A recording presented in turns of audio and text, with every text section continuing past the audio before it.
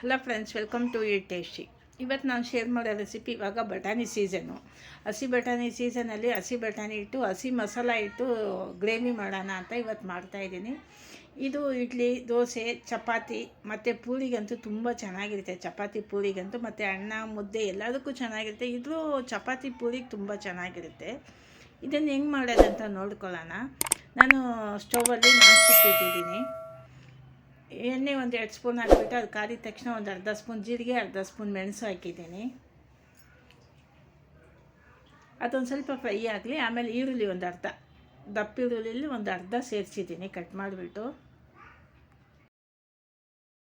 ಈರುಳ್ಳಿ ಚೆನ್ನಾಗಿ ಫ್ರೈ ಆಗಬೇಕು. ಇದು ಈರುಳ್ಳಿ ಫ್ರೈ ಆಗ್ತಾ ಟೇಸ್ಟ್ ಚೆನ್ನಾಗಿರುತ್ತೆ. ಅದರಿಂದ ಈರುಳ್ಳಿ ಚೆನ್ನಾಗಿ ಫ್ರೈ ಮಾಡ್ಕೊಳ್ಳೋಣ. ಫ್ರೆಂಡ್ಸ್, ನನ್ನ ವೀಡಿಯೋ ಫಸ್ಟ್ ಟೈಮ್ ನೋಡೋದಾದರೆ ಸಬ್ಸ್ಕ್ರೈಬ್ ಮಾಡ್ಕೊಂಡು ನೋಡಿ. ಪಕ್ಕದಲ್ಲಿರೋ ಬೆಲ್ ಐಕನ್ನ ಪ್ರೆಸ್ ಮಾಡಿ. ನಾನು ಹಾಕೋ ವೀಡಿಯೋ ನಿಮ್ಗೆ ತಕ್ಷಣ ಬರುತ್ತೆ ಫ್ರೆಂಡ್ಸ್. ನಾನು ಒಳ್ಳೊಳ್ಳೆ ವೀಡಿಯೋ ಕೊಡ್ತಾ ಇರ್ತೀನಿ, ಸಬ್ಸ್ಕ್ರೈಬ್ ಮಾಡ್ಕೊಂಡು ನೋಡಿ ಫ್ರೆಂಡ್ಸ್.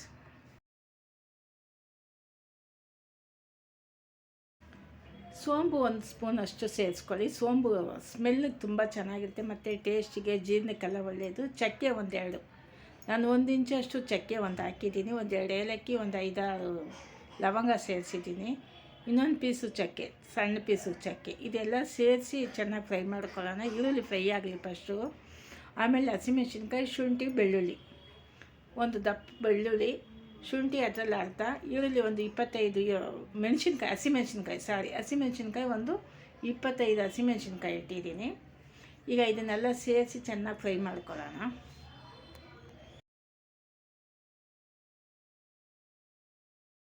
ಈ ಮಸಾಲ ಫ್ರೈ ಆಗ್ತಾ ಒಂದು ಸ್ಮೆಲ್ ಬರುತ್ತೆ, ತುಂಬ ಚೆನ್ನಾಗಿರುತ್ತೆ ಇದು. ಅದು ಈರುಳ್ಳಿ ಇನ್ನೂ ಸಣ್ಣ ಈರುಳ್ಳಿ ಇದ್ದರೆ ಇನ್ನೂ ಚೆನ್ನಾಗಿ ಬರ್ತಾಯಿತ್ತು. ನಾನಿವತ್ತು ದಪ್ಪದೇ ಸೇರಿಸಿದ್ದೀನಿ. ಈಗ ಕೊತ್ತಂಬರಿ ಸೊಪ್ಪು, ಒಂದು ಇಡೀ ಕೊತ್ತಂಬರಿ ಹಾಕಿದ್ದೀನಿ. ಎಲ್ಲ ತೊಳೆದು ರೆಡಿ ಮಾಡಿ ಇಟ್ಟಿದ್ದೀನಿ, ಅದನ್ನೇ ಹಾಕಿದ್ದೀನಿ. ಪುದೀನ ಸೊಪ್ಪು ಒಂದು ಅರ್ಧ ಇಡಿ. ಈಗ ಇದೆಲ್ಲ ಸೇರಿಸಿ ಚೆನ್ನಾಗಿ ಫ್ರೈ ಮಾಡ್ಕೊಳ್ಳಿ. ನಾನು ಧನಿಯಾ ಸೇರಿಸಿಲ್ಲ, ಕೊತ್ತಂಬರಿ ಸೊಪ್ಪು ಜಾಸ್ತಿ ಇತ್ತು ಇವತ್ತು. ಕೊತ್ತಂಬರಿ ಸೊಪ್ಪು ಜಾಸ್ತಿ ಸೇರಿಸಿದ್ರೆ ಧನಿಯಾ ಸೇರಿಸಲ್ಲ. ನಿಮ್ಮ ಕೊತ್ತಂಬರಿ ಸೊಪ್ಪು ಇನ್ನೂ ಒಂದು ಸ್ವಲ್ಪ ಬೇಕಾದರೂ ನೀವು ಸೇರಿಸ್ಕೋಬೋದು. ಈಗ ಇದನ್ನೆಲ್ಲ ಫ್ರೈ ಮಾಡ್ಕೊಳ್ಳಿ. ನಾನು ಒಂದು ಕಡೆ ತೆಂಗಿನಕಾಯಿ ಒಂದು ಹೋಳು ಹೊಡೆದು ಮಿಕ್ಸಿಲಿ ಹಾಕಿ ಅದನ್ನು ಪೌಡ್ರ್ ಮಾಡಿ ಇಟ್ಕೊಂಡಿದ್ದೀನಿ. ಇದೆಲ್ಲ ಫ್ರೈ ಆದಮೇಲೆ ಅದನ್ನು ಸೇರಿಸ್ಕೊಳ್ಳೋಣ. ಈಗೆಲ್ಲ ಫ್ರೈ ಆಯಿತು. ತೆಂಗಿನಕಾಯಿ ಸೇರಿಸಿ ಸುಮ್ಮನೆ ಸ್ಟವ್ ಆಫ್ ಮಾಡೋಕ್ಕೆ ಮುಂಚೆ ಒಂದು ನಿಮಿಷ ಅಷ್ಟು ಸಾಕು. 1 ನಿಮಿಷ ಅದನ್ನು ಫ್ರೈ ಮಾಡಿಬಿಟ್ಟು ಸ್ಟವ್ ಆಫ್ ಮಾಡಿಬಿಡಿ.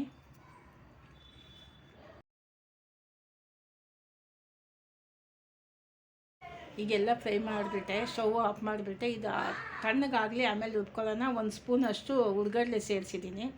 ಈಗ ಸಾರಿಗೆ ಬೇಕಾಗಿರೋದು ಗಡ್ಡೆಕೋಸು 1-2, ಆಲೂಗಡ್ಡೆ 2, ಒಂದು ಹೂಕೋಸು, ಒಂದು 1/4 kg ಅಷ್ಟು ಕ್ಯಾರೆಟ್ ತೊಗೊಂಡಿದ್ದೀನಿ. ಈಗ ಒಗ್ಗರಣೆ ನೋಡ್ಕೊಳ್ಳೋಣ. ಎಣ್ಣೆ ಒಂದು 4 ಸ್ಪೂನ್ ಎಣ್ಣೆ ಬಿಟ್ಟಿದ್ದೀನಿ. ಸಾಸಿವೆ,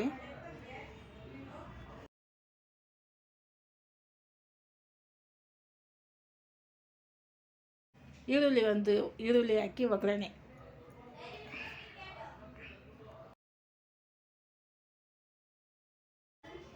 ಒಂದು 2 ಟೊಮೆಟೊ ಕಟ್ ಮಾಡಿ ಹಾಕಿ ಅದನ್ನು ಚೆನ್ನಾಗಿ ಫ್ರೈ ಮಾಡ್ಕೊಳ್ಳಿ.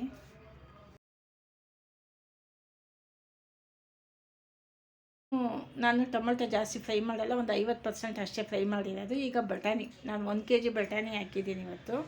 ಅದ್ರ ಜೊತೆಗೆ ಆಲೂಗಡ್ಡೆ, ಗಡ್ಡೆಕೋಸು, ಕ್ಯಾರೆಟು, ಹೂಕೋಸು ಆಮೇಲೆ ಹಾಕೋಣ. ಮಸಾಲ ರುಬ್ಬಿದ್ದೀವಲ್ಲ, ಅದು ಸೇರಿಸ್ಬೇಕಾದ್ರೆ ಹೂಕೋಸು ಸೇರಿಸ್ಕೊಳ್ಳೋಣ. ಇವಾಗಲೇ ಸೇರಿಸ್ಕೊಂಡ್ರೆ ತುಂಬ ಬೆಂದೋಗುತ್ತೆ, ಕೈಗೆ ಸಿಗಲ್ಲ. ಅದರಿಂದ ಹೂಕೋಸು ಆಮೇಲೆ ಹಾಕೋಣ. ಇದು ಬೇಯಕ್ಕೆ ನೀರು ಎಷ್ಟು ಬೇಕೋ ಅಷ್ಟು ಹಾಕ್ಕೊಂಡಿದ್ದೀನಿ. 1.5 ಲೀಟ್ರ್ ನೀರು ಸೇರಿಸಿದ್ದೀನಿ. ಈಗ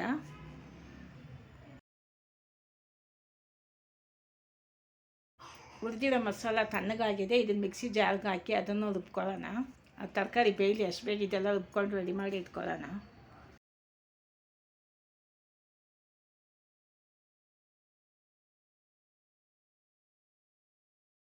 ಮಸಾಲ ರುಬ್ಬಿದ್ದಾಯಿತು. ಆದಷ್ಟು ನೈಸಾಗಿ ರುಬ್ಕೊಳ್ಳಿ ಇದನ್ನು. ನಾನು ಮಸಾಲ ಫ್ರೈ ಮಾಡಬೇಕಾದ್ರೆ ಅರಿಶಿನ ಪುಡಿ ಒಂದು ಸ್ವಲ್ಪ ಸೇರಿಸಿ ಫ್ರೈ ಮಾಡಿದ್ದೀನಿ, ಯಾಕಂದರೆ ಕಲರ್ ಚೆನ್ನಾಗಿ ಬರುತ್ತೆ ಅಂತ.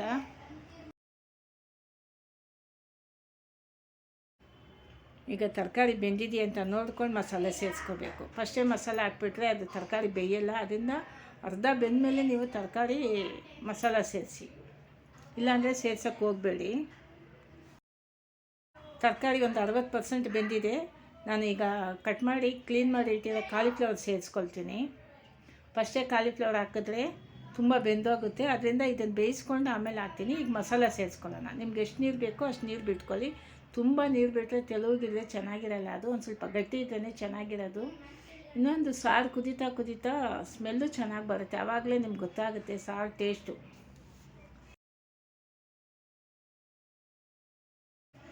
ನೀರು ನಿಮ್ಗೆ ಎಷ್ಟು ಬೇಕೋ ಅಷ್ಟು ಬಿಟ್ಕೊಳ್ಳಿ. ಚಪಾತಿಗಾದರೆ ಒಂದು ಸ್ವಲ್ಪ ಗಟ್ಟಿಯಾಗಿದ್ದರೆ ಚೆನ್ನಾಗಿರುತ್ತೆ, ಮುದ್ದೆಗಾದರೆ ಮುದ್ದೆ ಆದರೆ ಒಂದು ಸ್ವಲ್ಪ ನೀರಾಗಿದ್ದರೂ ಪರವಾಗಿಲ್ಲ, ಆದರೆ ಈ ಸಾರು ನೀರಿದ್ದರೆ ಚೆನ್ನಾಗಿರಲ್ಲ. ರುಚಿಗೆ ತಕ್ಕಷ್ಟು ಉಪ್ಪು ಸೇರಿಸಿದ್ದೀನಿ. ಈಗ ಮತ್ತೆ ಇದನ್ನು ಪ್ಲೇಟ್ ಹಾಕಿ ಮುಚ್ಚಿ ಒಂದು 10 ನಿಮಿಷ ಮತ್ತೆ ಕುದಿಸೋಕೆ ಬಿಡೋಣ. ಹಸಿ ವಾಸನೆ ಎಲ್ಲ ಹೋಗಬೇಕು. ಮತ್ತು ಇದರಲ್ಲಿ ಹಸಿ ವಾಸನೆ ಬರೋಲ್ಲ, ಯಾಕಂದರೆ ನಾನು ಫಸ್ಟೇ ಮಸಾಲ ಹುರಿದಿದ್ದೀನಿ, ಅದರಿಂದ ಹಸಿ ವಾಸನೆ ಬರೋಲ್ಲ. ಇದು ಒಂದು 10 ನಿಮಿಷ ಮತ್ತೆ ಕುದಿಸ್ಬೇಕು. ಸಾರು ಘಮ ಚೆನ್ನಾಗಿ ಬರುತ್ತೆ, ಮತ್ತು ಟೇಸ್ಟು ಚೆನ್ನಾಗಿರುತ್ತೆ, ಗಟ್ಟಿ ಬರುತ್ತೆ.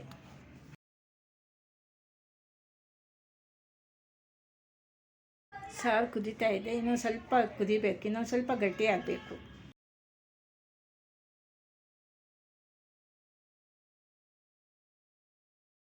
ಸಾರು ಚೆನ್ನಾಗಿ ಕುದೀತಾ ಇದೆ, 10 ನಿಮಿಷಕ್ಕೆ ಮೇಲೆ ಆಯಿತು.